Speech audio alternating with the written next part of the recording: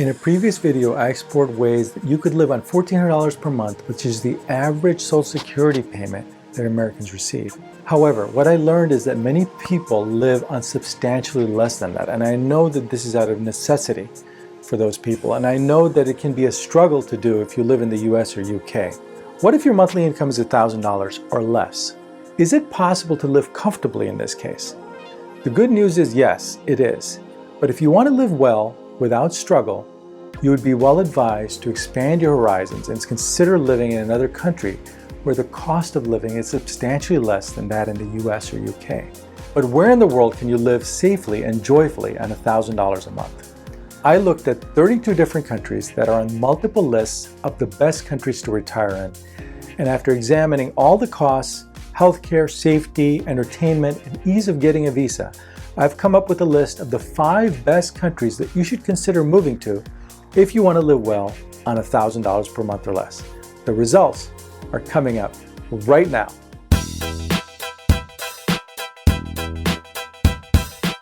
I know that many Americans have never even left their own state, let alone the country, so this can be a scary move because of the many unknowns and questions that come to mind, such as, will I have to learn a new language?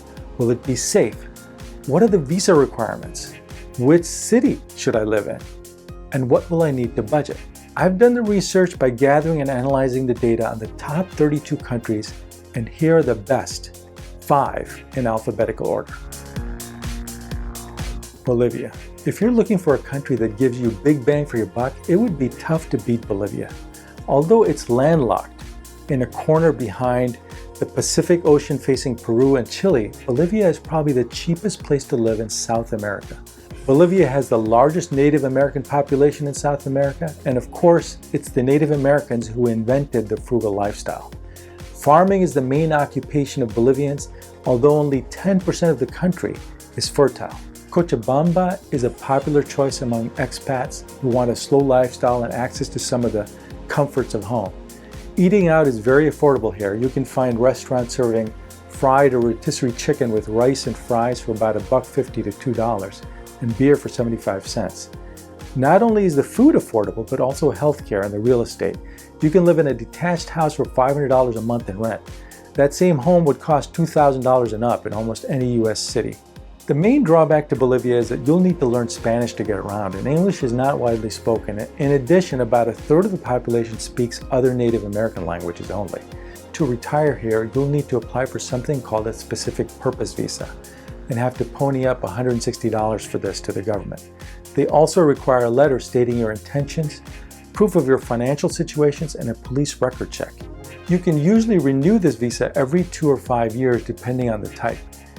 Here's a realistic outline of your Bolivian budget, and this even includes entertainment. Cambodia is centrally located in Asia and is a country that has seen an economic boom for the last 15 years, largely due to tourism to the world-renowned temples of Angkor Wat. You might be initially attracted to these temples or the Buddhist values and lifestyles of its people, but it's the cost of living that's really going to win you over. Cambodia will allow you to upgrade your lifestyle to luxurious on a modest budget. People tend to imagine Cambodia as a total departure from the Western world, but that's not actually true. There are lots of Western influences, from foods to restaurants to movies. Many expats say they can live very comfortably on $1,000 a month. In fact, a lot of expats even have housekeepers on this budget. This is something only the rich have in the US or UK, but in Cambodia, you can have a house cleaner for as little as $40 a month. The city of Siem Reap would be a good choice. It's easy to get around here, especially on a motorbike, and most places have reliable Wi-Fi. It's small, so most foreigners who live here for more than a few months end up knowing each other. Another big advantage to Siem Reap is that English is widely understood and spoken here by almost all educated people. Beware though that this is one of the cheapest places in the world, but it's also one of the hottest. It can get scorching hot in the summer, so if that's something you can't stand, then avoid this place. If you want to move to Cambodia, you'll have to apply for a business visa at a cost of $35. Now, once you have this, you can extend it on an ongoing basis indefinitely. Here's a realistic budget for Cambodia.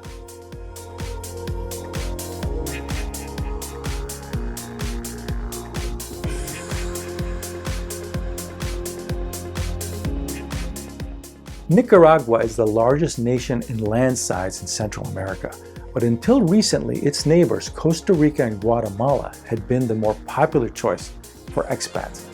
Not anymore though, because although Nicaragua remains poor, there have been big improvements in infrastructure. There's now great healthcare, little traffic, warm people, and a low cost of living. A single person can easily live here around $1,000 a month, and a couple could comfortably live here for $1,500 a month. Nicaragua has beaches, colonial towns, jungles, and bustling city centers, pretty much anything for anybody. If you're a surfer, you'll have some of the best waves in the world. If you're looking for somewhere to live in the Americas on a budget for a good quality of life, you're not going to do much better than Nicaragua. One of the drawbacks is that it's going to be helpful for you to learn Spanish, but many expats prefer to live in Grenada or San Juan del Sur, where locals speak some English. One of the big advantages of Nicaragua is that if you want to move here, the government offers you incentives. So as a retiree, any money earned outside of Nicaragua is tax-free. And you can get a residency visa for 5 years with the ability to renew. So there's no checking in required every month. Here's a realistic budget for Nicaragua.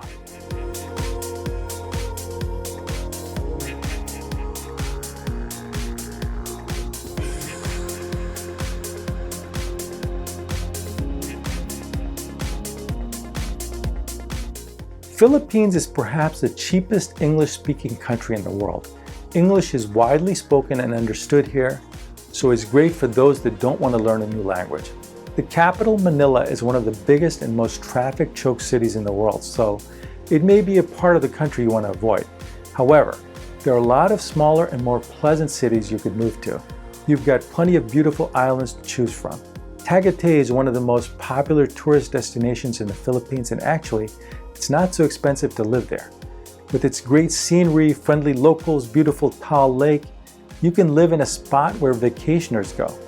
Compared to other cities and towns in the Philippines, Tagaytay is going to be one of the more expensive places, but it's still affordable. If you want to move here, you'll have to get something called a Special Resident Retiree Visa, or SRRV. To get this, if you're 50 or older, they require a deposit of $10,000 in a Philippine bank. But that money can be used towards an apartment with a minimum price of $50,000.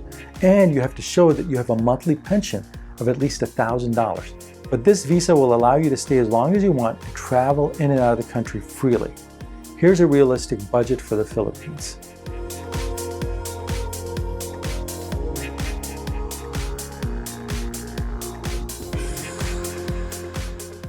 Vietnam. Most people who grew up in the 60s and 70s may find this hard to imagine, but Ho Chi Minh City, formerly Saigon, is now a real hotbed for digital nomads and entrepreneurs. There is cheap rent, fast internet, great food, and cheap beer. Lots of foreigners live here and rave about it. Many don't even have a kitchen because it's so cheap to eat out all the time, and there are lots of short-term furnished apartments rentals that come with towels and a maid. You can live here on a tourist visa more easily and cheaply than in Thailand, which is another popular expat spot. Vietnam's most expensive city is Ho Chi Minh City, followed by Hanoi. But if you live outside these two largest cities in places like Da Nang or Hoi An, prices will be much lower, but will have fewer Western amenities. Da Nang is the third largest city in Vietnam and a great option to establish your home base. Da Nang's location is also part of its appeal because it's equidistant between Hanoi and Ho Chi Minh City. And it is the designated tourism jewel of Vietnam with several UNESCO World Heritage Sites nearby. Another advantage with Vietnam is that while English is not the official language, it is spoken and understood by most residents. Healthcare is an area of concern. Vietnamese healthcare is good, but for basic needs only. The country doesn't score high for specialized care or surgeries, so that's something to consider. If you want to move here, Vietnam doesn't have a retirement visa, but US citizens can get a 1-year multiple entry visa that will have to be renewed. The big drawback is that it requires you to leave the country every 90 days. Most foreigners who live here take a trip abroad every 90 days called a visa run before their current visa expires, and you can make an unlimited number of visa runs. And several budget carriers offer flights to popular spots like Hong Kong and Kuala Lumpur just for this purpose. Here's a realistic budget for Vietnam. My analysis showed these to be the 5 best countries. But what do you think of this list? Which countries are your favorites? Are there other countries that you wish I would have talked about? I'll see you in the comments below. Arvin here. If you like our videos, please support us by subscribing. Subscribing costs you nothing. It just means that you're going to be informed whenever we put up a new video. We make about 1 to 2 videos a week. We'll see you in the next video.